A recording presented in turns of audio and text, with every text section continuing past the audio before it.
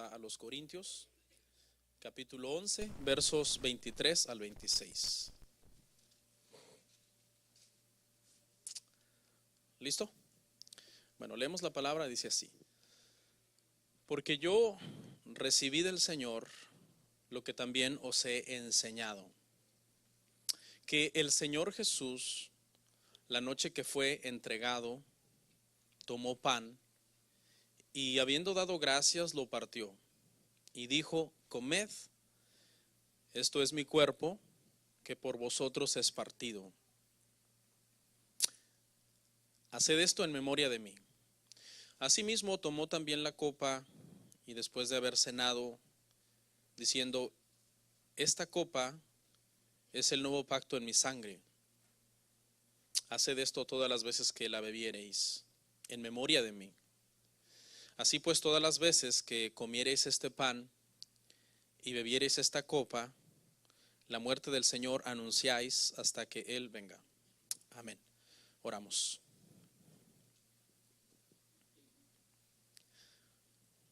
Padre nuestro que estás en el cielo, gracias. Gracias por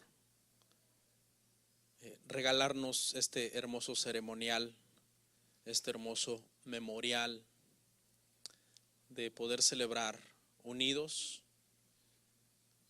la comunión, Padre, el comulgar juntos, palabra que significa que estamos de acuerdo, que estamos en un solo sentir, en un solo corazón, en una sola fe, un Señor, un bautismo.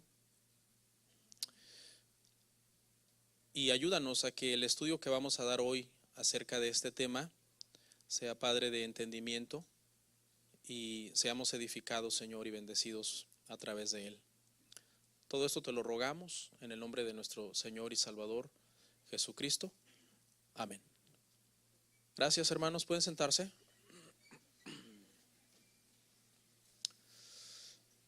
Gloria a Dios, hermanos. El tema bajo el cual vamos a meditar el día de hoy, hermanos, lo hemos titulado En memoria de Él.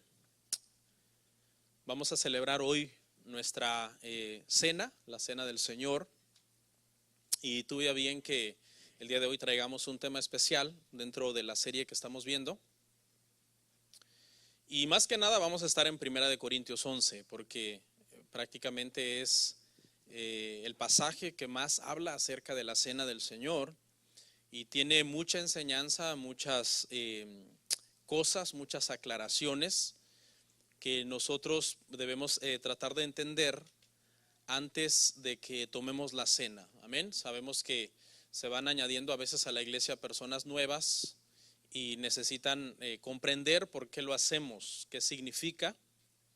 Y aunque en el pasado, ¿verdad?, hemos hablado ya de este tema y ha sido de bendición, el día de hoy pues vamos a tratar de tocarlo quizás desde un ángulo un poco diferente, y pues algunas otras cosas pues serán cosas que ya sabemos, pero que son buenas, porque la repetición es buena para nosotros, aprendemos por medio de eso.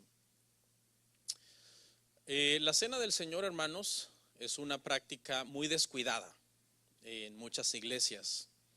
Hay iglesias que, de hecho, los instrumentos que ustedes ven acá que se usan para la cena, pues los tienen llenos de polvo, llenos de telarañas, ¿verdad? Por ahí en algún rincón del edificio andan medios extraviados porque casi no la celebran y ya hasta los perdieron. Pero es una de esas cosas, hermano, que necesitan ser desempolvadas y necesitan estar en uso dentro de la congregación. Usted sabe que cuando a veces uno no usa algo se empolva, ¿no? Dejas por ahí algún libro en algún lugar, o los lentes o qué sé yo, y después los buscas y están empolvados.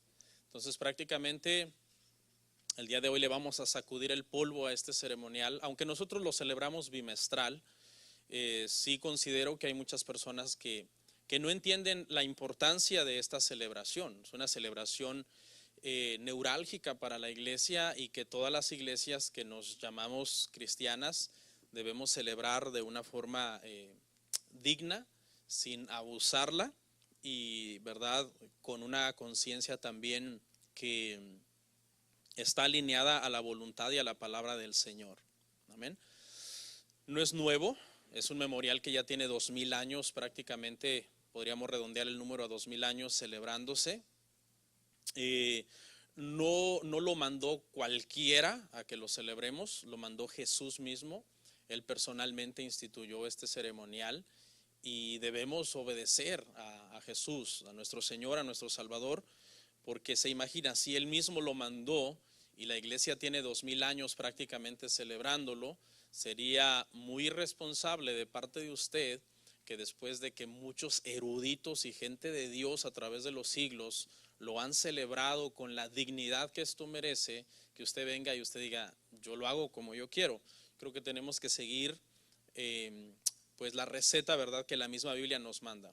Lo que vamos a hacer es que vamos a analizar este pasaje que habla de la cena del Señor, este que leí, pero después que lo analicemos, vamos a analizar un pasaje antes que también habla de la cena y luego un pasaje después.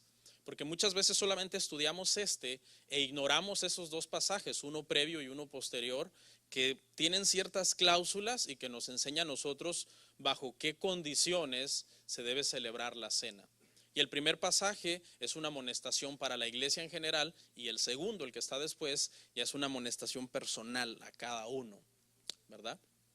Entonces vamos ahí a donde leímos ahorita, hermanos, y voy a ir leyendo y explicando brevemente. Dice Pablo, yo recibí del Señor. O sea, él recibió la instrucción de Jesús. Jesús mismo se le reveló a Pablo. Nosotros sabemos la historia, Hechos capítulo 9, cómo Pablo tuvo su propio encuentro con el Señor Jesucristo. Y si usted se recuerda, hermanos, fue necesario que la Santa Cena le fuera revelada a Pablo por medio del Espíritu, porque Pablo no estuvo presente físicamente el día que Jesús celebró la última cena. ¿Ok? Que fíjese que nosotros por tradición, ¿verdad?, la llamamos la última cena y todo, pero si analizamos bien la expresión, en realidad fue también la primera cena. O sea, fue la última cena porque fue la última cena en que Jesús estaba presente físicamente, pero al mismo tiempo fue la primera cena porque fue la primera cena que la iglesia en sí celebró oficialmente. También hubo una transición ahí porque no solamente fue la primera cena cristiana, sino que en la voluntad de Dios, aunque mucha gente obviamente no lo comprendió, también era la última Pascua judía. Era una transición. Jesús celebra la última Pascua judía, pone punto final a todos los rituales y a todas las leyes rituales judaicas, y al mismo tiempo punto y seguido porque celebra la primera cena ya que es instituida a todos nosotros ya como cristianos. Ya ahora en Cristo todos podemos participar de esta celebración. Antes de Cristo, la Pascua era exclusiva para los judíos. Ahora en Cristo es para todo el que es nacido de nuevo, sea israelita, sea griego, sea mexicano, sea guatemalteco, no importa la nacionalidad. Jesús dice que vino, hermanos, a derribar esa pared intermedia que separaba a los dos pueblos. Si usted estudia, hermanos, el contexto histórico del primer siglo, en el primer siglo había una rivalidad encarnizada, hermano, entre judíos y gentiles. O sea, era un aborrecimiento mutuo, hermano, tremendo. El apóstol Pablo, por medio de la revelación del Espíritu Santo, vino y les dijo, tranquilos, aquí ya no se trata más de si tú eres judío o de si tú eres griego, aquí se trata de si tú eres salvo en Cristo. Y vino a calmar, por decirlo así, ese gran conflicto que tenía ya muchos siglos existiendo. Entonces ahora esa pared intermedia fue quitada y en Cristo nosotros, no importa la nacionalidad donde nosotros seamos, celebramos esta cena que Él instituyó para todos nosotros. Entonces, de la misma forma que Pablo recibe, hermano, la predicación del Evangelio, porque acuérdense que Pablo predica el Evangelio, él recibe también la institución de la cena del Señor. Él no estuvo físicamente. Si usted se recordará la última cena, Jesús la celebró en el aposento alto la noche que fue entregado. Esa noche que Jesús fue entregado, Pablo no estaba ahí, porque Pablo no fue discípulo directo de Jesús físicamente. Pablo vino a ser discípulo de Jesús más adelante cuando el Señor Jesús se le reveló a él. ¿Ok? Entonces por eso dice, yo recibí del Señor. O sea, no está diciendo, yo estuve ahí, yo lo vi, yo estuve presente, sino yo lo recibí del Señor. ¿Qué cosa? Que Jesús, la noche que fue entregado, la noche que él no estuvo presente, sin embargo el Señor se lo mostró. Ese día dice, el Señor tomó pan y lo partió. Y este pan, sabemos hermanos que aunque en otros temas que yo he dado sobre la cena del Señor hemos profundizado en todo lo que simbólicamente representa esto, en pocas palabras representa el cuerpo de Jesús, el cuerpo físico de Jesús, es un simbolismo de ese cuerpo. El Señor mismo dijo, yo soy el pan de vida, el que coma de mí nunca más volverá a tener hambre. Y entonces Pablo lo que está diciendo es que el Señor Jesús esa noche, esa última noche que él estaba físicamente acá en la tierra, les dio pan y lo partió. Y la enseñanza básica es, así como nosotros estamos partiendo el pan, de esa misma forma mi cuerpo también será partido por vosotros. O sea, se estaba hablando del castigo que el cuerpo, el maltrato físico que Jesús iba a recibir en esa cruz, y que según los historiadores y cómo se ha pintado fue algo bien cruel. Fue un castigo, hermanos, extremo, donde su carne fue desgarrada. Isaías dice que no había hermosura en él y quedó completamente desfigurado, precisamente porque se trató de partir su cuerpo de la misma forma que él esta última noche partió el pan con sus discípulos. ¿Y qué más? También dice Pablo, también recibí que no solamente partió el pan, sino que tomó una copa de vino que representaba un nuevo pacto. Y ese vino obviamente que era extraído del fruto de la vid, del fruto de la vid, que son el producto, son las uvas. ¿Y qué Jesús dijo acerca de él? Yo soy ¿qué? Yo soy la vid verdadera. El que esté en mí no le falta nada, pero el que esté separado de mí nada puede hacer. Y en aquel entonces, hermanos, para que se pudiera extraer el vino de las uvas eran pisadas en un lagar. Esa era la forma en que se extraía el jugo de las uvas. Y había unos procesos de fermentación por medio de los cuales se fermentaban. Pero Jesús está hablando que así como él era esa vid verdadera, esa sangre que él derramó en esa cruz para que pudiera salir de su cuerpo, tuvo que haber sido ¿qué? Exprimido prácticamente, a punta de látigo, a punta de lanza, a punta de cruces, de la cruz, de las espinas y de todo el maltrato físico, de las bofetadas que recibió, de cómo le arrancaron su barba. Cada uno de esos golpes estaba hablando de que como vid verdadera y como la sangre de él estaba saliendo de él, esa sangre representaba un nuevo pacto, un pacto muchísimo mejor. Un pacto en donde ahora ya no es una religión X, Y o Z la que salva, sino ahora es Él directamente. Todo aquel que esté en Él y coma ese pan de vida eterna, dice que no tendrá sed jamás, refiriéndose a la salvación eterna del alma. Y todo aquel que beba de esa copa, es decir, que a través de su sangre sean expiados los pecados de esa persona, la ira de Dios, porque eso era lo que hacía la sangre, expiar. Esa palabra expiar significa calmar la ira. La ira del Señor dice que se revela desde el cielo contra toda desobediencia, contra toda impiedad e injusticia, Romanos 1:18. Y esa ira nosotros la habíamos acumulado, pero la sangre de Cristo vino a expiar esa ira, a calmar la ira que nosotros, hermanos, merecíamos. Y ese es el nuevo pacto. Nosotros, hermano, estamos en un pacto superior. Lea Hebreos, ¿ok? Lea Hebreos y ahí le dice todo. Cómo Moisés es inferior que Jesús, cómo David es inferior que Jesús, cómo Jacob es inferior que Jesús, cómo Abraham es inferior que Jesús, cómo Jesús vino a establecer un nuevo pacto en su sangre. Así que Pablo dice, cada vez que hacemos esto, dice Pablo para terminar, ahí en el pasaje que leímos, anunciamos su muerte hasta que Él venga. Hermanos, la cena del Señor es algo evangelístico. Cada vez que nosotros celebramos la cena, nosotros estamos evangelizando. Por ejemplo, si el día de hoy hay personas aquí que están por primera vez en la congregación, nosotros cuando tomemos el pan y el vino les vamos a evangelizar a ellos, porque estamos anunciando la muerte del Señor hasta que Él venga. Es un memorial que debemos estar celebrando siempre, porque sabemos que el Señor vuelve, el Señor viene. El Señor viene por su iglesia. Entonces es una forma de predicar nosotros el Evangelio. Estamos anunciando el Evangelio. Ahora, hermanos, vamos a ver los pasajes aledaños. Primero veamos, hermanos, el anterior, 1 Corintios 11:17. Va usted a ver que ahora, en lugar de avanzar, vamos a retroceder un poco para que lo que acabamos de leer tenga un poco más de sentido en el contexto en que Pablo lo está hablando. Este pasaje, hermano, habla acerca de los abusos de la cena del Señor.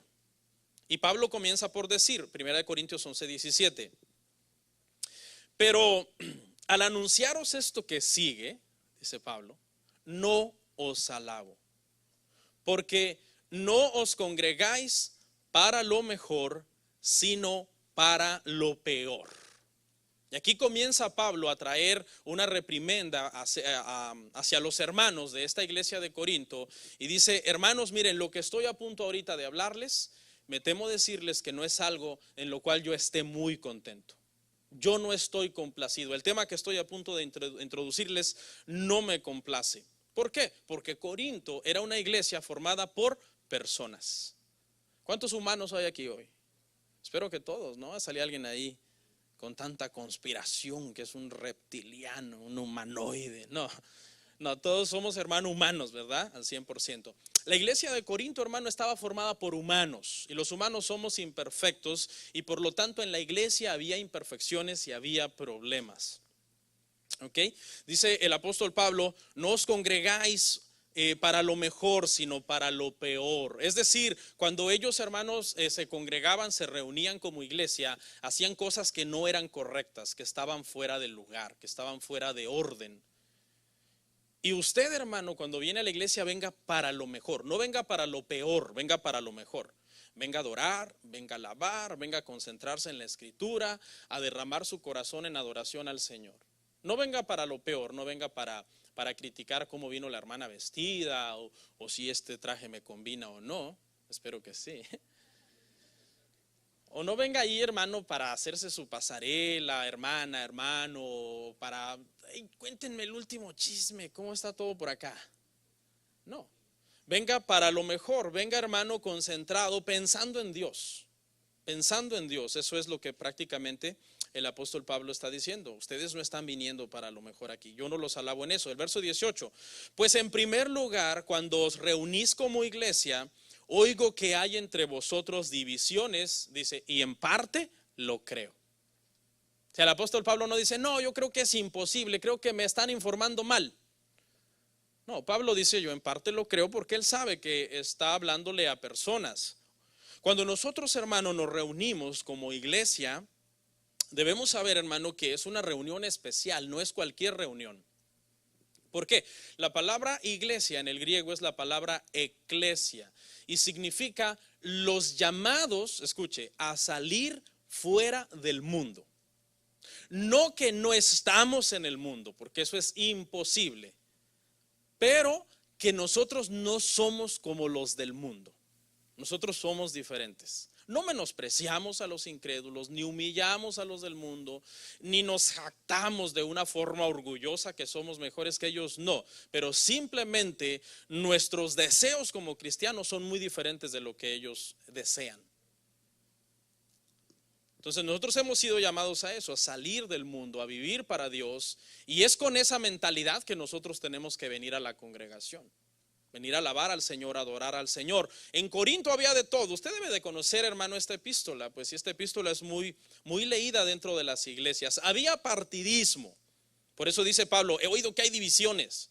Había partidismo. Unos decían: yo soy de Apolos, otros decían: yo soy de Cefas, otros decían: yo soy de Pablo. Y otros, hermano, que querían como humillar a estos, decían: no, yo soy de Cristo. Y en ese dicho había una mala intención. Parecía como espiritual, porque parecía que ellos eran más espirituales que los que seguían a Pablo y que los que seguían a Apolos y que los que seguían a fulano, pero en realidad era una expresión orgullosa de parte de ellos. O sea, querían hacerse todavía mejores que los demás.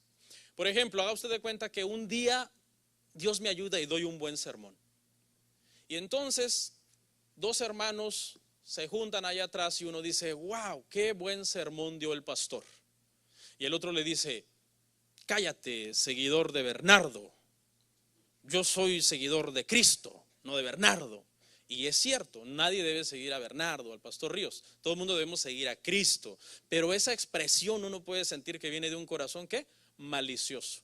Suena espiritual, es correcto, hay que seguir a Cristo, pero hay una maldad en la expresión de esta persona. Más o menos en ese contexto es que unos decían, nosotros somos de Cristo. O sea, había partidismo dentro de la iglesia. ¿Y eso de dónde procede el partidismo? Eso procede, dijo Santiago, hermano, de nuestras pasiones, de nuestros celos humanos que muchas veces experimentamos.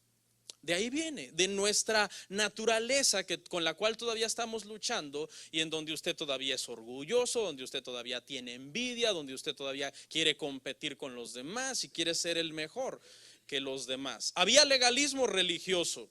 Habían caído en unas cosas, hermano, que por todo se andaban juzgando. No, que aquel come esto. No, que el otro se comió el otro día no sé qué. Que aquellos, mira, puros vegetales. Por eso están todos desnutridos. Y aquellos, mira, pura carne. Por eso andan tan enojados, tanta toxina que se comen. ¿Y qué bebió aquel? ¿Era agua o era jugo? O sea, por comidas, por cuestiones de conciencia. En Corinto hubo unos conflictos, hermano, y se juzgaban unos a otros y se comían unos a otros. ¿Y qué más? Había falsa espiritualidad. Escucha a qué nivel habían llegado. Habían llegado al nivel, hermano, de fingir los dones espirituales para parecer más espirituales dentro de la congregación. Fingían. Empezaban, según ellos, a hablar alguna lengua extraña que en realidad era falsa. Porque veían que quizás alguien hablaba una lengua, otro idioma. Ellos también decían, no, pues mientras no haya intérprete yo me puedo. Es como si usted está aquí en Estados Unidos muchos años, pero no aprende inglés, porque eso no se aprende por arte de magia, ¿no? Entonces usted vuelve después de 30 años a su país y se junta usted con 3, 4 personas que no hablan nada de inglés. Y usted les dice, no, yo hablo inglés. Y usted les empieza a decir cualquier cosa. Y ellos que dicen, wow, qué bonito. Eso más o menos pasó en Corinto. Algunos presumían que tenían un don de lengua y que podían hablar una lengua, y no era cierto. Pero decían, wow, esto me da reputación. Esto me pone al nivel de los que sí tienen el don. Como no hay quien interprete, pues los puedo engañar a todos. Había también chismes. Hermanos, ¿a quién no le molesta el chisme? Hermano, el chisme es una de las cosas más tóxicas que puede haber en una comunidad. Llámese vecindario, llámese familia, ¿y qué cree? Llámese iglesia. ¿Verdad que a todos nos molesta el chisme? A todos, yo no creo que aquí alguien diga a mí me gusta el chisme. O sea, me refiero a que estén hablando mal de usted, porque hablarlo sí le gusta. ¿Qué cree? Le tengo una buena noticia y mala noticia al mismo tiempo. La buena noticia es que si nosotros nos lo proponemos, podemos acabar con el chisme. Esa es la buena noticia. La mala noticia es que el chismoso es usted y soy yo. ¿Qué pensaba? ¿Que eran otros? No, es usted. Usted es el chismoso. Y yo. Pastor, ¿cómo me comprueba eso? La Biblia dice claramente que la lengua nadie la puede controlar a la perfección.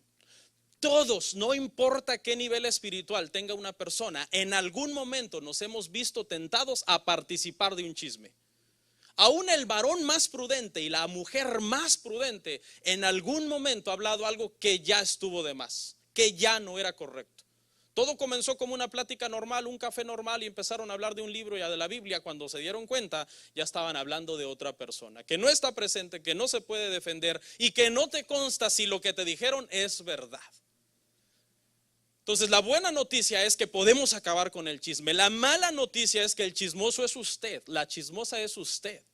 Pastor, pero que cambien ellos. No, cambia tú, porque a ellos tú no los puedes cambiar. ¿A quién puedes cambiar con la ayuda de Dios? A ti. La Biblia habla del chisme como suaves bocados.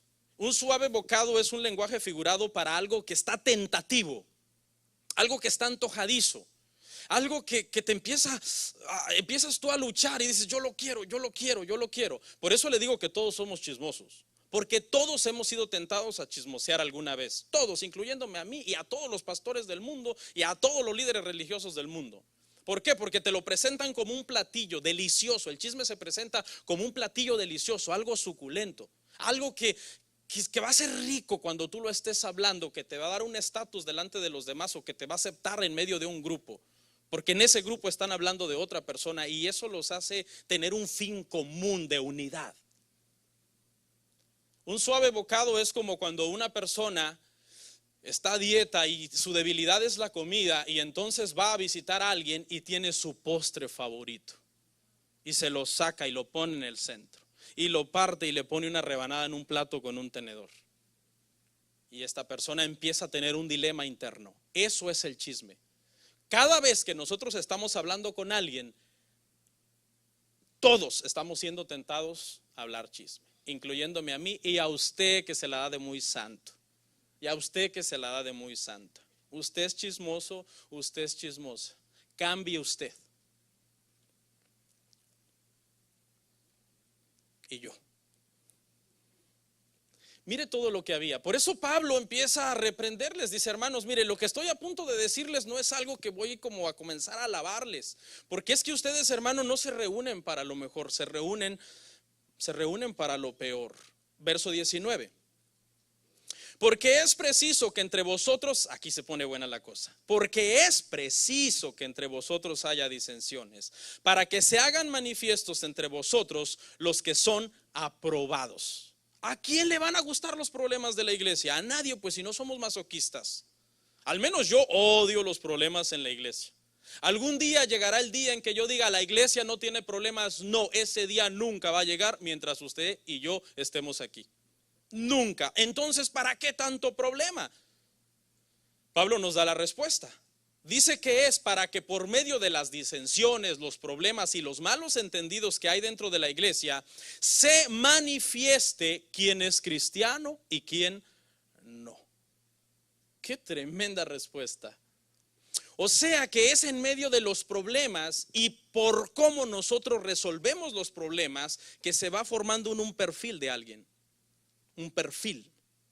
El cristiano perdona, es humilde, trata de olvidar, aunque es imposible borrar el disco duro. Trata de corregir, no volverlo a hacer, ser más prudente al hablar en un futuro o cuidar su vida espiritual si es que fue otro pecado el que lo hizo caer. ¿Qué reveló el problema de esta persona? Que es un hijo de Dios. Eso reveló el problema. Fue bueno que el problema se diera en la iglesia, aunque haya sido escandaloso. Hay problemas a veces de la iglesia escandalosos, hay problemas tranquilos, discretos que son entre la gente, pero hay problemas públicos que se tienen que denunciar y son escandalosos y son incómodos. En medio de estos problemas, el falso, el cristiano se humilla, pide perdón, sigue adelante, trata de cambiar y está luchando, pues es humano igual que tú, pero el falso se llena de odio. Reparte chismes entre los demás, contamina la iglesia. En lugar de opacar el problema, de apagar el fuego, le echa gasolina al fuego, incendia la iglesia, casi va, hermano, y lo publica en un periódico de la ciudad. Ese es el falso. ¿Para qué sirvió el problema? Para sacar a luz, para revelar, para manifestar a los aprobados. Aquí está el consejo. El consejo es, hermanos, cada vez que surja un problema en la iglesia, ¿qué eres? ¿Eres verdadero? ¿Se va a manifestar que eres verdadero? ¿Que eres humilde, que eres perdonador, que no te gustan los problemas? ¿O va a salir a luz que eres un problemático, una persona que nadie soporta? Porque, ¿y sabe qué dice esta gente? Escuche, todo mundo está equivocado, menos yo. Eso es un problema, porque nosotros, hermanos, somos buenos para ver a los demás, pero somos malos para vernos a nosotros mismos. Malísimos para vernos a nosotros mismos. Cuento una anécdota que una vez unas personas se movieron a un nuevo vecindario y todas las mañanas cuando salían a desayunar a la mesa, la ventana de la cocina daba a la yarda de la otra casa de los vecinos y en esa casa, pues no sé, por alguna razón no estaban secando la ropa en la lavadora, sino que la tendían y la mujer todas las mañanas decía, esa señora no sabe lavar. Esa señora no está usando el detergente correcto quizás. Esa señora porque veía la ropa sucia, la veía mal. Y todas las mañanas era la misma cantaleta de la señora. El esposo simplemente se tomaba el café, la observaba y no decía nada. Y al otro día lo mismo, siempre una crítica contra la ropa. Por fin un día, cuando llegaron a tomar café, dice la señora, ve, esta señora por fin lavó bien. Veo más claro todo y veo su ropa más limpia. Y le dice el esposo, no, lo que pasa es que hoy me levanté temprano y limpié los vidrios. El que entendió, entendió. La que estaba sucia de su casa y de sus vidrios era la chismosa. Somos buenos para ver a los demás, pero no vemos a nosotros mismos. Verso 20, cuando pues os reunís vosotros, esto no es a comer la cena del Señor. Pablo dice, no, hermanos, así como ustedes la están comiendo, no está bien. Yo les voy a enseñar cómo, y por eso es que el pasaje que siguió ya le enseñó cómo hacerlo. Pero él dice, no, no está bien como lo hacen, hermanos. Verso 21, porque al comer cada uno se adelanta a tomar su propia cena. Y uno tiene hambre y otro, ¿what? ¿Cómo? ¿Se embriaga? Se embriaga. Habían llegado a un abuso tan extremo de la cena del Señor que no era una copita. Decían, una no es ninguna, hermano, eran mexicanos. Bueno, yo soy mexicano, por eso lo digo, no se vaya a ofender a alguien que lo está viendo. Eran de algún país que tienen esa filosofía. Una no es ninguna, dos apenas es una y tres apenas empiezan a quitar la calor. Y se les pasaban las copas, por eso manténgase muy lejos del vino. Manténgase muy lejos del vino. Yo di una prédica acerca de eso, búsquela en internet, el cristiano y las bebidas alcohólicas, se la recomiendo. Se emborrachaban. Esta gente venía a la iglesia, hermano, pensando en ellos, pensando en como dice la palabra griega me respalda, hartar. No, porque eso significa la palabra cuando Jesús les dijo, ustedes vienen porque les doy de comer. En el griego es más fuerte, es hartar. Ustedes vienen porque se hartan. Muchos pensaban en eso, vamos a la iglesia y después nos vamos al Golden Corral y el pastor que cae rápido.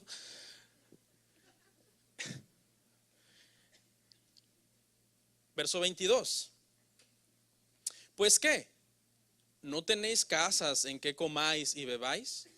¿O menospreciáis la iglesia de Dios y avergonzáis a los que no tienen nada? ¿Qué os diré? ¿Os alabaré? Les pregunta y les da la respuesta por si no lo saben. En esto no os alabo.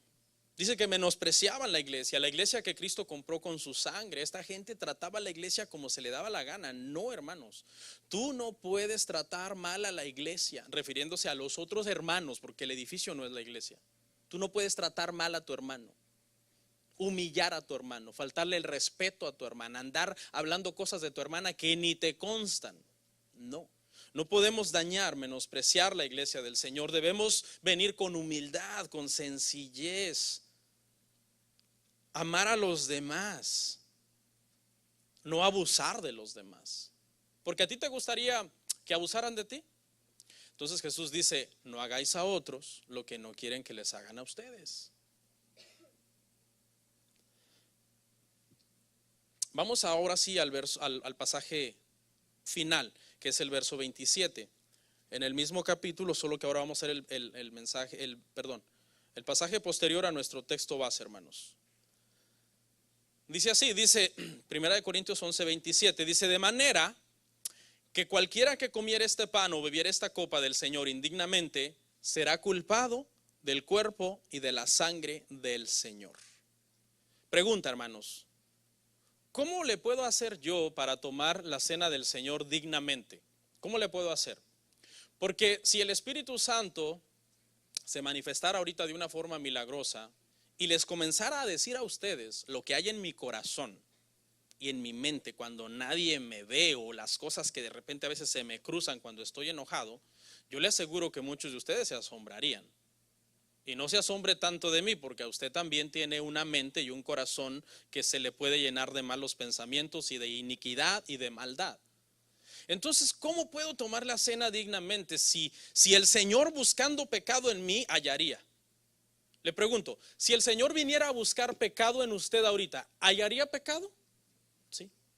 Entonces, ¿cómo hago para tomar la cena del Señor dignamente? La respuesta es sencilla.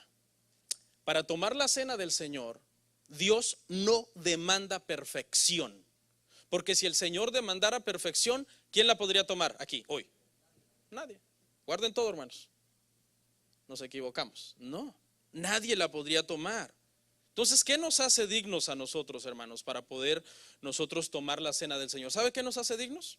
Que venimos aquí en calidad de hijos. Eso es lo que nos hace dignos. Nosotros somos hijos de Dios. Pastor, ¿significa que puedo hacer lo que yo quiera, ya soy hijo de Dios? No. Significa que por cuanto eres hijo de Dios, debes de vivir como hijo de Dios. ¿Veniste perfecto? No, pero veniste en temor, en humildad, en sencillez, arrepentido, corazón contrito y humillado. El Señor no lo desprecia jamás. Y eso te hace digno de poder tomar la cena del Señor en la congregación.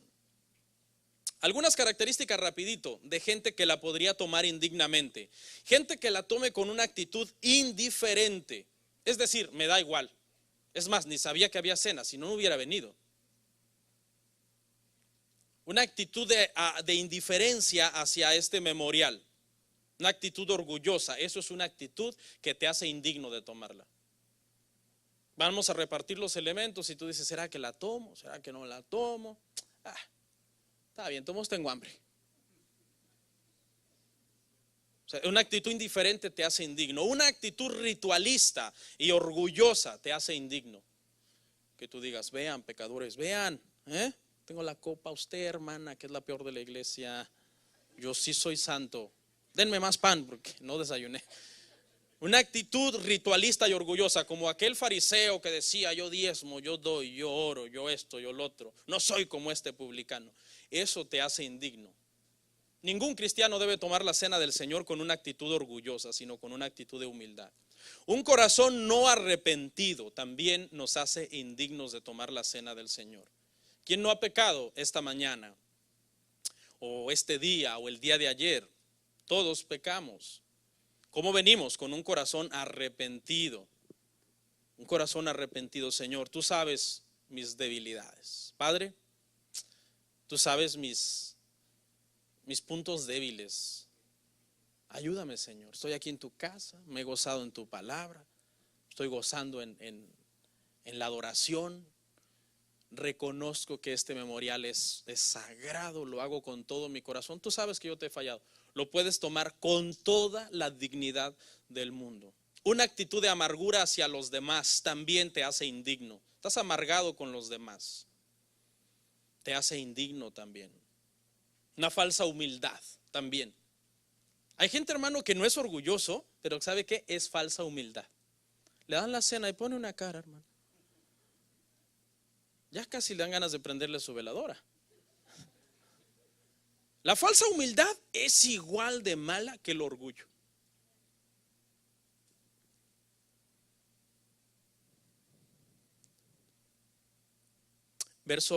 Salmo 51:17 dice: los sacrificios de Dios son el espíritu quebrantado, al corazón contrito y humillado no despreciarás tú, oh Dios. David pecaba mucho, o pecó mucho, y David se arrepintió mucho. Dice que el que toma la cena indignamente será culpado. Seguimos en el mismo verso que empezamos, volvemos ahí a 1 Corintios 11:27 y seguimos en ese mismo verso, y dice que el que la toma indignamente será culpado del cuerpo del Señor. Venir a la mesa del Señor con un corazón incorrecto te hace culpable del cuerpo del Señor. Para ejemplificarle esto es algo más o menos así. Un padre de familia invita a sus hijos a comer, prepara la mejor comida, hace un gran esfuerzo, está pensando que tendrán un excelente día, pero los hijos llegan a la mesa y antes de probar comida comienzan a discutir, comienzan a pelear, se paran de la mesa, no prueban la comida y se van enojados. ¿A quién ofendieron? Al Padre. Es lo mismo cuando tú vienes a la mesa del Señor de una forma indigna, con arrogancia, con falsa humildad, con orgullo, con amargura. ¿Tú estás afrentando a quién? ¿A mí? No, estás afrentando a Cristo. Porque Él entregó su carne y entregó su sangre para que tú lo representes dignamente a Él y yo lo represente también dignamente a Él. O sea, eso sería la deshonra a Cristo. Lo mismo que los hijos deshonrarían a su padre al tener esa actitud en una comida que él les ha preparado con mucho esfuerzo. Verso 28. Por tanto, pruébese cada uno a sí mismo y coma así del pan y beba de la copa. Pruébese, escuche, a sí mismo. Aquí no dice pruebe a su hermano, pruebe a su hermana. No, fulano no la debería tomar, sutana tampoco. No, pruébate a ti mismo.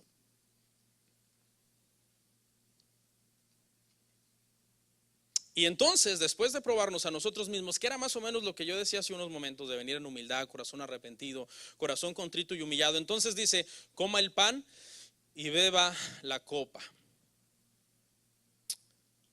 ¿Quién puede tomar hoy hermanos, la copa de vino y el pan? Nosotros como iglesia, escuche, le recomendamos a la gente no bautizada o a la gente que a lo mejor hay asuntos que no ha arreglado en su matrimonio, nosotros le recomendamos que no la tome. Pero quiero hacer una aclaración, hermanos, nosotros no se lo prohibimos, no. Por eso dice, pruébese cada uno a sí mismo. Tú sabes tu corazón. Yo no puedo decir si tú eres cristiano o no.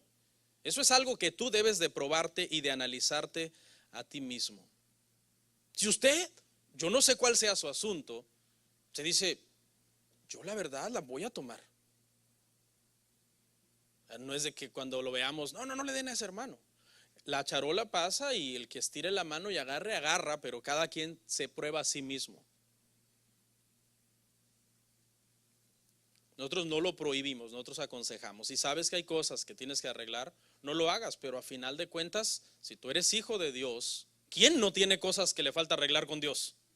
Todos tenemos cosas que nos falta arreglar con Dios. Ok, vamos al 29, hermanos, rapidito.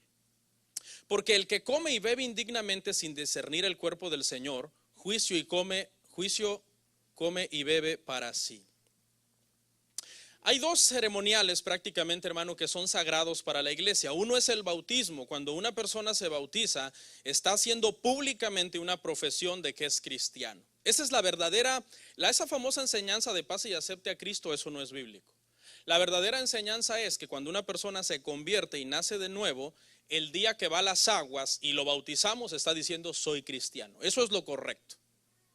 Bíblicamente así es como tiene que ser. Aquí no se trata de que yo le diga, no pase públicamente, sí lo puede hacer, pero una oración pública no convierte el corazón de una persona. Tampoco el bautismo, pero dar un paso de fe hacia el bautismo es la profesión pública de que es cristiano.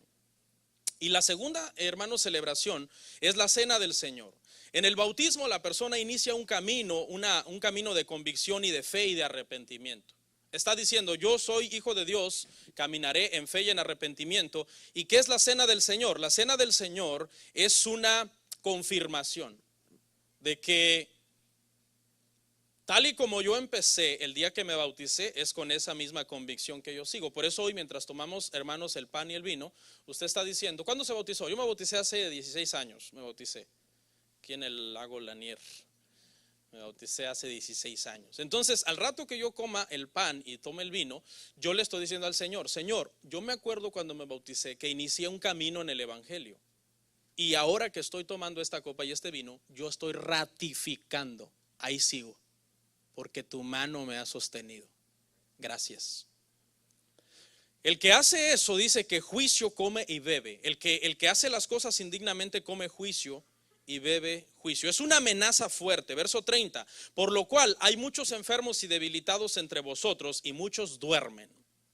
¿Sabe qué significa muchos duermen acá? No es que son como el hermano dormilón que usted ya conoce. No, se morían. ¿Cómo, pastor? En serio, yo cuando recién convertido leí esta parte dije, no puede significar muerte. Y me puse a investigar. Sí, muerte. Muerte. O sea, Dios, hermanos, el Señor cuando nació la iglesia tuvo que dar unos ejemplos, hermanos, fuertes, porque Él requería una pureza dentro de la congregación. El caso de Ananías y Zafira fue uno, y el caso de que había hermanos en la iglesia de Corinto que morían, en otras palabras, el Señor los mataba por comer indignamente el pan y el vino, fue uno de esos ejemplos que el Señor dio, porque Él quería purificar su iglesia. O sea, Dios tuvo que dar una lección ejemplar prácticamente en esta iglesia de Corinto, hermano. Y literalmente el Señor veía a unos hermanos que lo hacían mal y se los llevaba. Se los llevaba. O sea, ya no, me están sirviendo de tropiezo acá en la iglesia. Vámonos. Lo bueno que se los llevaba el Señor. Alguien me dice, pero ¿por qué, pastor? Si es que estaban haciéndolo indignamente. Es que usted no ha entendido que la salvación es por gracia. Eran hermanos, eran cristianos que fallaban como usted falla. Verso 31. Y se lo voy a comprobar con el mismo pasaje, que era el Señor quien se los llevaba. Dice, verso 31, si pues nos examinamos unos a otros, si pues nos examinásemos a nosotros mismos, no seríamos juzgados. ¿Ok? Entonces, ¿qué es lo que tú tienes que hacer? No venirla a tomar indignamente. ¿Qué tienes que hacer antes de venir? Juzgarte a ti mismo. ¿Sabe qué haga usted, hermano? Sea duro, pero ¿sabe con quién? No con el hermano ni la hermana. Sea duro con usted mismo. John Owen, un puritano de por ahí 1700, dijo lo siguiente, dijo, el cristiano que se juzga a sí mismo deja sin trabajo al diablo. Más sabio que eso yo no sé. El cristiano peca y pide perdón y se arrepiente. Hoy leímos en el discipulado Miqueas 7 del 7 al 9. Wow, está glorioso ese versículo. Como en esos versículos un pecador se humilla hasta lo sumo delante del Señor. Entonces cuando tú te juzgas a ti mismo, te condenas a ti mismo, el diablo va delante del Señor. El Señor te iba a decir que, ay, se me adelantó. Y como dije una vez, hermanos, si un hermano ya dejó sin trabajo al diablo porque se juzgó y se condenó a sí mismo, no haga usted el papel del diablo. Y fíjese lo que dijo John Havel, otro puritano también. Escuche, dijo, es más fácil gritar con furia por 1000 pecados ajenos que matar un pecado propio. No, es que somos buenos. Verso 32. Mas siendo juzgados, somos castigados por el Señor para que no seamos condenados con el mundo. ¿Qué significa este verso? Este verso significa que usted antes de venir a tomar la cena se juzga a sí mismo, confiesa su pecado delante de usted mismo. El Señor, por el pecado que usted confesó, lo castiga a usted, porque eso es lo que merecemos al ofender la santidad de Dios, disciplina de parte del Señor. Pero esa disciplina no es para perdición, porque dice que no será condenado con el mundo. Entonces fíjese los 3 pasos. Usted se juzga a sí mismo, viene dignamente al Señor. Por juzgarse a usted a sí mismo sus pecados, Dios castiga sus pecados, porque así es como Dios es. Y después usted no es condenado con el mundo. Cuando usted muera, ¿a dónde usted va a ir? Al cielo. Porque la condenación es no tener al Hijo. Pero si usted tiene al Hijo, Romanos 8:1 dice, ahora pues ninguna condenación hay para los que están en Cristo. Está bien que el Señor nos dé duro, está bien, Señor, danos duro. Confesamos nuestro pecado, venimos humillados a la mesa a comer contigo. Danos duro, pero sabemos que no seremos condenados con el mundo porque somos tus hijos. Verso 33. Así que, hermanos míos, cuando os reunís a comer, esperaos unos a otros.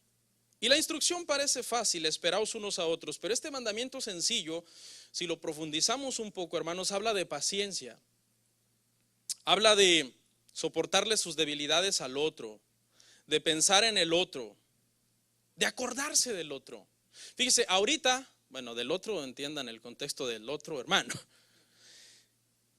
Si nosotros nos damos cuenta, hermano, ahorita nosotros ¿qué estamos haciendo? Algo en memoria del Señor, en memoria de Él, para recordarlo. ¿Cómo lo debemos de hacer? Bien, hermanos, porque estamos haciéndolo en memoria de Él. Yo a veces bromeo con mi esposa porque a veces los niños se portan mal y ella a veces también viene y me hace observaciones que me hacen incomodar, soy humano. Y a veces de broma le digo, amor, mira, cuando yo muera, en mi lápida pones un sign que diga causa de muerte. Y luego escriben todos los nombres de los niños y el tuyo. Le digo, porque es que ustedes me están dando duro con su conducta. No, eso es hacer algo en memoria de alguien. Entonces, ¿cómo debemos de celebrar la cena nosotros en memoria del Señor, hermano? Con humildad, con sencillez de corazón. Sabiendo que de verdad nosotros, hermano, tenemos temor. Es bonito acordarse de los demás. A mí, por ejemplo, hermano, algunas veces, y no digo esto para que me den regalos, Pero algunas veces algún hermano o hermana va a un lugar, a visitar otro estado, otro país, y me traen un recuerdito. Y tú puedes ver el recuerdito a veces. Lo que más me dan son tazas. Si yo tengo tazas, hermano, ya pienso abrir mi dollar store. Y, y no es tanto la taza. Tú dices, pues es una taza, pero ¿sabes cuál es el valor? Que se acordaron de ti. Se acordaron, dijeron, le voy a dar algo a fulano. Y eso es bonito, hermano. Entonces nosotros debemos, hermano, cuando hacemos esto, traer a memoria el sacrificio de Jesús, su muerte, entregó su vida por mí.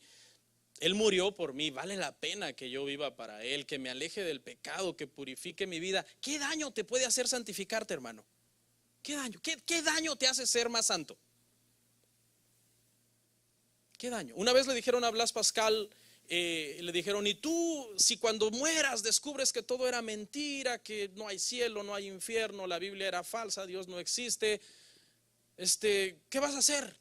Y Blas Pascal le contestó y le dijo al hombre, pues no pierdo nada. Porque la Biblia no me enseña a vivir una vida mala. La Biblia me enseña a vivir una buena vida. No cometer adulterio, respetar a mi esposa, cuidar a mis hijos, no ser un vicioso, no ser un mal hablado, cuidar mi dinero, ser un buen patrón o un buen empleado, ser moralmente correcto delante de los demás, un buen ciudadano, pagar mis impuestos, tratar bien a los demás, no ser orgulloso. Si yo descubro, dijo Blas Pascal, aunque sé que no lo descubriré, pero si yo llegara a descubrir que todo era mentira, yo no pierdo nada. Pero le dijo, y le volteó la pregunta, pero si tú descubres que lo que tú crees está en error, porque tú crees que no hay Dios, tú crees que no hay condenación, tú crees que la Biblia es falsa, y descubres al morir que estabas equivocado, lo habrás perdido todo. Primero que nada, viviendo una vida perdida en este mundo, y segundo lugar, recibiendo una condenación eterna. ¿Qué pierdes si vives una vida más en santificación, hermano? ¿Qué pierdes? Al contrario, por convicción y por fe en la palabra lo ganas todo.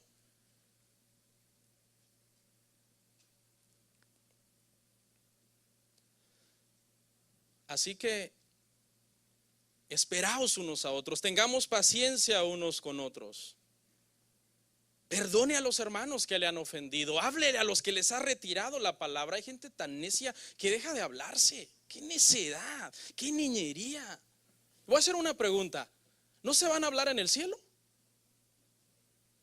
Es una buena pregunta, medítenlo. Ustedes que no se hablan por X, Y, Z, por sus niñerías, ¿no se piensan hablar en el cielo? Yo creo que hay gente tan necia y orgullosa que dice, pues si ese va al cielo, yo no voy allá. Qué necedad, hermano. Con razón Pablo a estos mismos corintios le dijo, hermanos, por favor ya no sean niños en su modo de pensar. No les puedo hablar como espirituales porque hay entre vosotros celos, contiendas, disensiones, pleitos, envidias. Y estaba hablándole a adultos. Qué triste es conocer a un adulto con mente de niño. Primera de Corintios 11:34, y sobre todo que dice que es cristiano. Dice, si alguno tuviere hambre, coma en su casa, para que no os reunáis para juicio. Las demás cosas las pondré en orden cuando yo fuere. Para que no os reunáis, dice, para juicio. Venimos el día del Señor, a la cena del Señor. Por lo tanto, vengamos, hermanos, en una actitud piadosa, en humildad, amando a los demás, con un corazón rendido a Dios. Si no vienes para eso, ¿para qué vienes? Si no vienes para amar a los demás, amar a Dios por sobre todas las cosas, ¿para qué vienes? O sea, a Dios no lo podemos engañar. Y dice Pablo ahí al final, las demás cosas, porque escuche, había más cosas que estaban mal en la iglesia. Las demás cosas las pondré en orden cuando yo fuere. Había más cosas, había unas horribles, hasta da pena decirlas. Uno tenía a la madrastra de mujer. Había inmadurez, hermano. Se peleaban por todos los corintios. Y los servicios era un desorden total. Pablo les dijo, no hombre hermanos, ¿qué están haciendo? Si un indocto incrédulo viene acá, va a pensar que ustedes están locos. Había muchos problemas y con este verso vamos a concluir. Primera de Corintios 1, del 1 al 3. Primera de Corintios, hermanos, 1 del 1 al 3. Búsquelo por favor. Escuche, Pablo, llamado a ser apóstol de Jesucristo por la voluntad de Dios y del hermano Sóstenes. A la iglesia de Dios que está en Corinto, escuche cómo habla Pablo de los hermanos. A los santificados en Cristo Jesús, llamados a ser santos con todos los que en cualquier lugar invocan el nombre de nuestro Señor Jesucristo, Señor de ellos y nuestro. Gracia y paz a vosotros de Dios nuestro Padre y del Señor Jesucristo. Tome en cuenta que Pablo escribe esto antes de mandar la carta. Obviamente, ¿no? Ni modo que tuvo que escribir esto antes de mandar la carta. Y aunque antes de mandar la carta él ya sabe todo el desorden y todas las imperfecciones y todas las cosas que están mal en la iglesia, él dice que son santos, que son hijos de Dios, que son salvados en Cristo Jesús. Los elogia. Pregunta, ¿por qué? Pablo, hermanos, tenía todo el carácter moral de ser duro, de castigarlos y de hablar duramente de ellos, y sin embargo bendice a la iglesia del Señor. Hoy cualquier gente maldice a la iglesia del Señor, hermano, por cualquier cosa, por cualquier defecto que el pastor tiene, que el diácono tiene, que el músico tiene, que un hermano tuvo, que una maestra tuvo. Las iglesias son esto, y empiezan a despotricar contra las iglesias. ¿Qué autoridad moral tienes tú para maldecir la iglesia?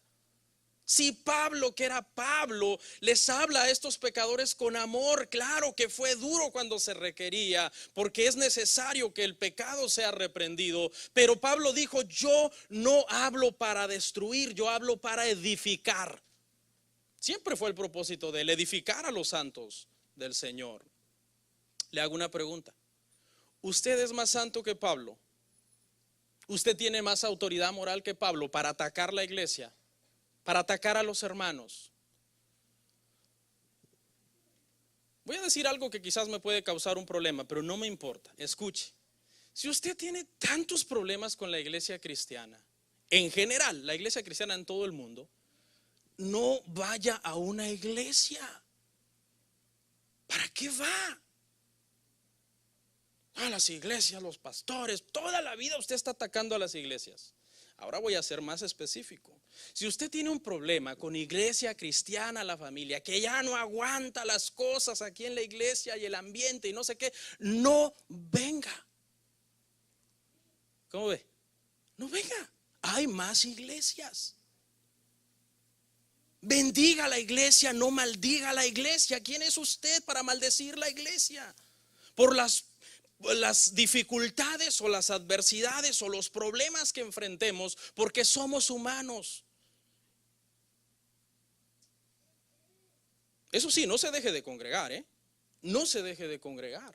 Pero si usted dice: ya no aguanto iglesia cristiana, la familia, hombre, si aquí hay un montón por todos lados, yo le voy a bendecir, voy a orar por usted y le voy a dar una carta de recomendación al pastor. Eso sí, no espere que diga mentiras en la carta.